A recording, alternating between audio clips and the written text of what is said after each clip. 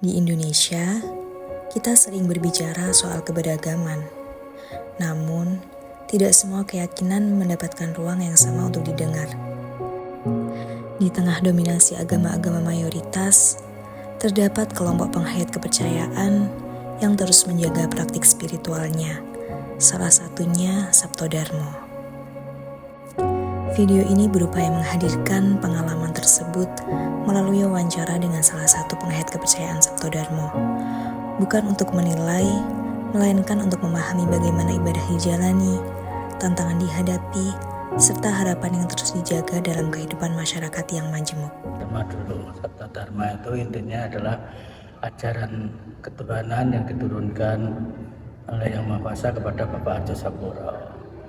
Pertama-tama ajaran yang diterima atau diturunkan atau wahyu pertama kali diterima adalah wahyu sujud. Sujud adalah tata cara menembah kepada Tuhan Yang Maha Esa secara kerohanian Sabto Dharma yang diterima pada tanggal 27 Desember 1952 di Pari, Kediri, Jawa Timur pukul 01.00 dini hari sampai pagi hari. Dalam Sabto Dharma sendiri itu mungkin nilai-nilai atau ajaran ini yang akan saya menjadi ciri khas. Ya, siap. Apa tuh Sabto Dharma itu? Sabto itu Dharma itu kewajiban suci. Jadi kewajiban warga Sabto Dharma harus menjalankan 7 kewajiban suci. Siji, setya tuhu marang Allah yang Maha Agung, Maha Rohim, Maha Adil, Maha Wasisa, dan Maha Langgeng. Selajengipun nomor kalih yaitu kanthi jujur lan suci ning ati kudu setya nindakake angger-anggering negarane. Kemudian nomor 3 melu cawe-cawe cancut tali wondo njaga adeking musolan bangsane. Nomor 4 tetulung marang sapa wae yen perlu kanthi ora duweni pamrih apa wae kejaba mung rasa welas lan asih.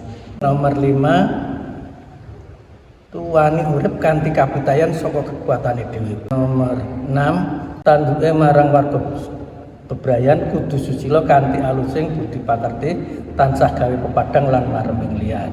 Kemudian nomor 7 ini yakin yen kanan dunya ora langgeng tansah awak kincir anyokro mangkene. Yang langgeng yang abadi pada diri manusia adalah ruh sucinya. Ya. Ini digambarkan dalam simbol pribadi manusia itu kan segitiga 4 persegi belah ketupat itu kan berbentuk belah ketupat. Kemudian sudut atas itu menggambarkan pojok atas itu menggambarkan sinar cahaya Allah. Kemudian kanan dan kiri itu adalah perantara bapak dan ibu. Dan yang di bawah itu adalah sari-sari bumi. Bapak dan ibu maka sari bumi memadu cinta kasih atas percikan sinar cahaya itu lahirlah kita sebagai anak manusia. Tengahnya itu semar lah. Semar itu menggambarkan roh suci kita yang bisa sowan ke hadapan Yang Kuasa adalah roh suci kita. Justru sujudnya secara Sabto Dharma itu ya sujud roh kita, roh suci kita ya, bukan secara wadah ya, maksud secara jasmani ya. Jasmani ini mengikuti sebenarnya. Jobo itu utusannya jeru. Jadi karena yang kita ucapkan, misalnya kita menyebutkan Allah yang Maha Agung, Allah yang Maha Rohim, Allah yang Maha Adil, tidak sekedar hanya di mulut ataupun di batin, tapi benar-benar ruh suci kita benar ya sampai mendalam ya. Itu ada teknisnya, ada caranya harus Sabto Dharma untuk belajar seperti itu. Kemudian dalam kehidupan sehari-hari melaksanakan beberapa tujuh. Kemudian akanlah tercipta sesanti. Sesanti itu ingin diwae marang sapa wae warga Sabto Dharma kudu sumenar pindho baskara. Di mana saja kepada siapa saja warga Sabto Dharma harus bersinar laksana surya.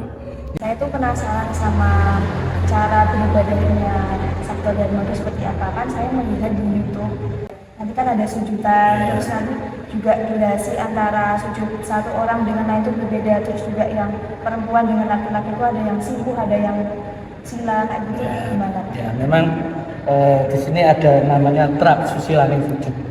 Trap susilane sujud itu maksudnya caranya bersujud nih. Kalau untuk laki-laki atau bapak-bapak atau putra itu kan mensewu duduknya bersila. Bersila menghadap ke timur, kaki kanan di depan atau di atas begini, kemudian tangan kanan di depan dan tangan kiri dalam begini bentuknya. Kurang lebih memandang 1 meter Dia itu kan duduk berjalannya pakai alas, Alas ya putih. kain sanggar ini semacam ini terus kemudian sambil merasakan nafas, dan nanti akan ada rasa intinya nanti mata akan terjam dengan sendirinya, bukan kita pejamkan ya. Kemudian ada semacam menelan air ludah itu, menelan dirasakan terus sampai nanti tidak berasa bernafas. Dari situlah nanti akan tergerak dengan sendirinya bumbukan itu secara perlahan-lahan. Kemudian ini Pak, terkait tantangan kan termasuknya kalau penghayat kepercayaannya kan juga nggak sebanyak misalnya Muslim, Hindu, Protestan kayak gitu, terus kan kayak dia termasuk minoritas seperti itu. Nah kan pasti ada tantangan nih Pak, terutama waktu setelah 78 ya, itu ada Orde Baru itu kan ada kayak kolom pengisian KTP. Nah itu kan dulu kan belum dipercaya Pak, ada kepercayaan. Bahkan saya juga ada kenalan itu tuh kayak mereka mengisinya misalnya agama Islam, tapi sebenarnya mereka tuh penghayat kepercayaan. Itu gimana Bapak pernah merasakan tantangan itu? Ini memang pada masa-masa itu untuk mengganti KTP, identitas KTP, perkawinan itu agak mengalami kendala bagi hak sipilnya bagi penghayat. Mau mencatatkan perkawinan saja harus mendapatkan dispensasi dari ketua pengadilan negeri setempat. Ya memang pernah mengalami masa-masa seperti itu, tapi kalau yang berani berjuang itu berani menghadapi situasi seperti itu ya bisa mencatatkan KTP-nya atau identitasnya itu sebagai penghayat. Ada memang tempat-tempat tertentu yang bisa mencatatkan perkawinan bagi penghayat ada, tapi belum nasional, sifatnya masih di daerah-daerah tertentu. Tapi setelah berlakunya putusan MK nomor 97 tahun 2016 itu kan regulasi atau aturan-aturan peraturan-peraturan yang berkaitan dengan penghayat itu dibuka dan negara benar-benar hadir. Contohnya terbitnya peraturan Menteri Pendidikan dan Kebudayaan memberikan pelayanan buat siswa-siswa penghayat untuk bisa dilayani sebagaimana masih sekolah gitu ya? Iya, untuk saat ini tidak mengalami kendala, termasuk catatan bahkan ada yang sumpah janji pegawai negeri, ASN itu sudah berjalan lancar. Nah tapi kan ini dalam konteks setelah adanya MK 2016 ini. Nah tapi saya pengen tahu nih Pak, dinamikanya ketika menjalankan kepercayaan ini ketika sebelumnya.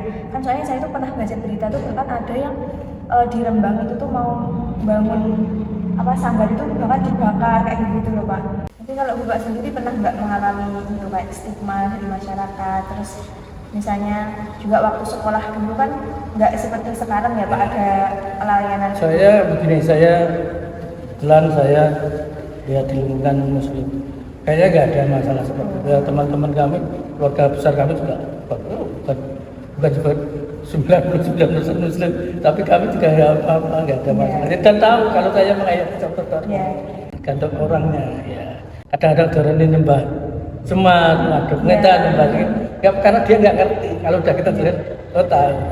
Ya mungkin sebelum putusan MK itu Pak, itu kan otomatis ada kendala gitu ya. Terus bagaimana komunitas ini tuh apakah pernah memberikan advokasi atau melakukan advokasi kepada pemerintah untuk ya tadi salah satunya untuk mengakui itu bahwa itu juga agama dimasukkan ke dalam kolom KPP, dan bagaimana tanggapan pemerintah?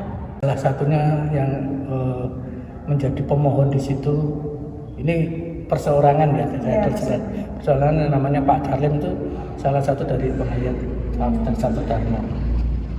Kan berarti kan ada inisiatif baru lewat perseorangan. Itu memang hak kita yang harus kita dapatkan gitu. Hari itu kan kita ini di bawah naungan dulu Kementeriannya Pendidikan dan Kebudayaan. Direktorannya adalah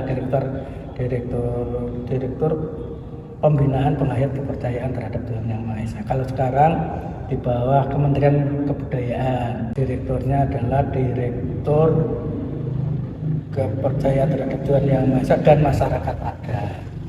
Jadi kalau saya dengarkan tadi ada banyak ya Pak perbedaannya dari sebelum putusan MK dan setelah.